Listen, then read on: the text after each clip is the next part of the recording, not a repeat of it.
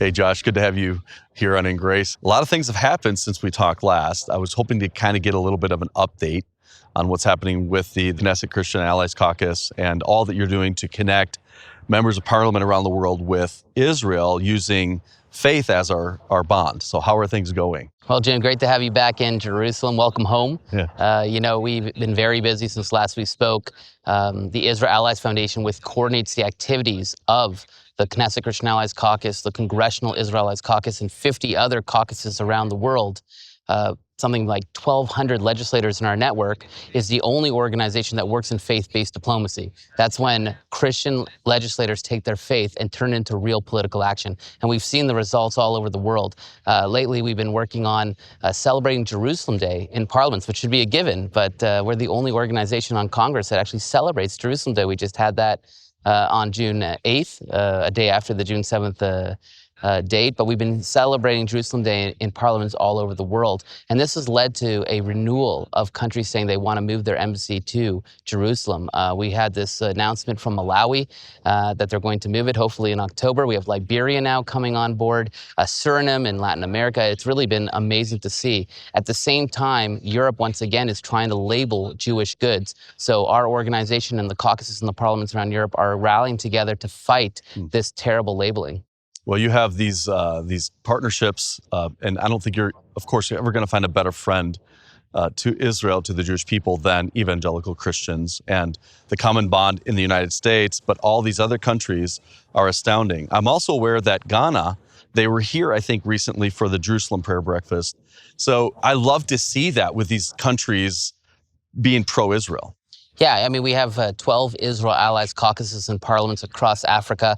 I was happy to be able to meet with the finance minister of Ghana. It's a very pro-Israel country, but we have to understand that there's now a pro-Israel Christian bloc in Africa. We were very much involved in the whole campaign to give Israel observer status in the African Union. And the reason it got done is because the president of the DRC, which is now the president of the African Union this year, is a Christian who loves Israel. And he said, no, not on my watch. I'm going to keep Israel as observer status. So we're seeing tremendous support at the same time that we're seeing tremendous attacks. And that's really what it is. It's people who believe in Judeo-Christian values on one side and people who are against Judeo-Christian values on the other, clashing here at the tip of the sword in Jerusalem. Mm-hmm.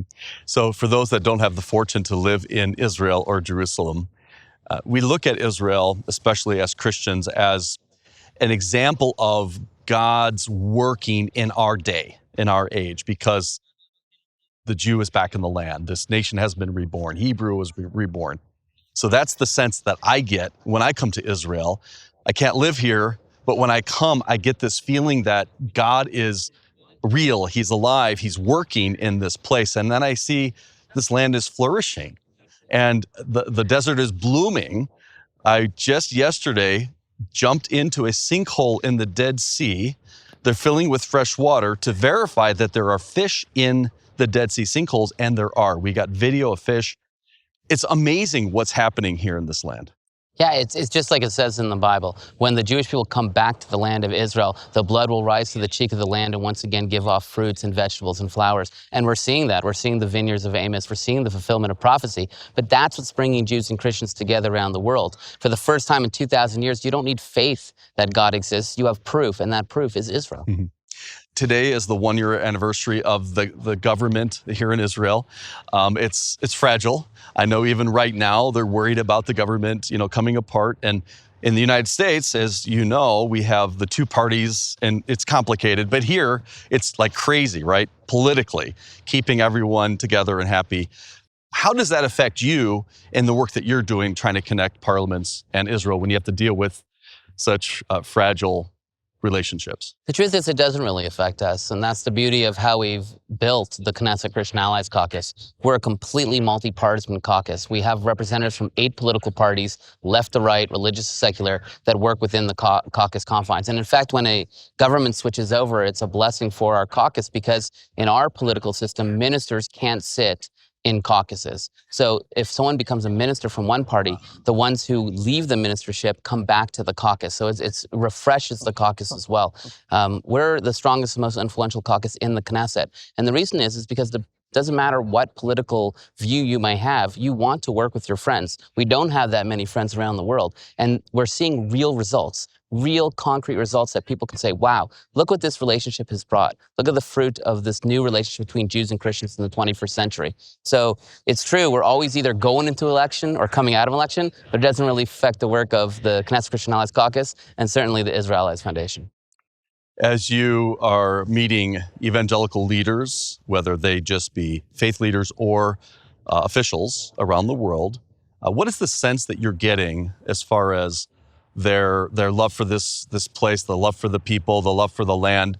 Is it stagnant? Is it decreasing? Is it increasing? Do you have a sense of how evangelicals or how Christians are feeling toward Israel right now? I think that the Christian support for Israel is constantly increasing, and we're seeing that all over the world. The problem with Christianity, though, is in the West, in the United States and Europe, it's decreasing in numbers. So if you don't believe in the Bible, if you don't go to church on Sundays, you're not necessarily going to stand with Israel. It's only people who actually open up the Bible and read it that always stand with Israel. And we're seeing a huge insurgence of that in Honduras, in Guatemala, Latin America. We see it in Malawi, in Zambia, in Africa. We see it in Asia, in Eastern Europe. So we're seeing this huge rise of Christianity, which is bringing pro-Israel sentiment in some places, and we're seeing a decrease in others. But those who stand with Israel are always those who believe in the Bible and vice versa. And the reason for that is, and I know you know this, I'm just going to make the statement, the reason that Christians, as we open the Bible, that we have a heart for Israel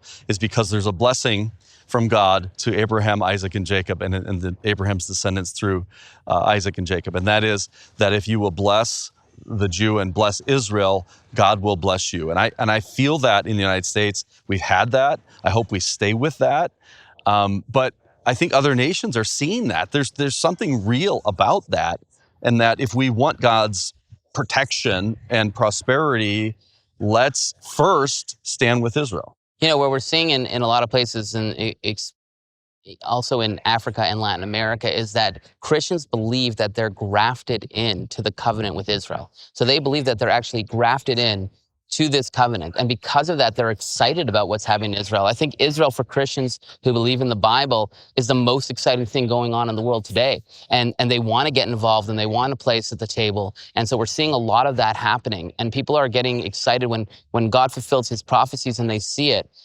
You know, I always say that if you can read the Bible, you can read the newspaper, because it's hard to understand what's going on in the world if you don't understand the Bible. But if you line them up, it makes perfect sense. And so that's what we're seeing. And that's why there's such fervence and excitement by Christians to get involved with Israel and stand with its people. Awesome. Well, listen, Josh, I appreciate the interview. I also appreciate your work here in connecting the leaders here in the Knesset with leaders around the world. You're doing a wonderful job, and God bless you. Thanks, Jim. It's always a pleasure to be with you.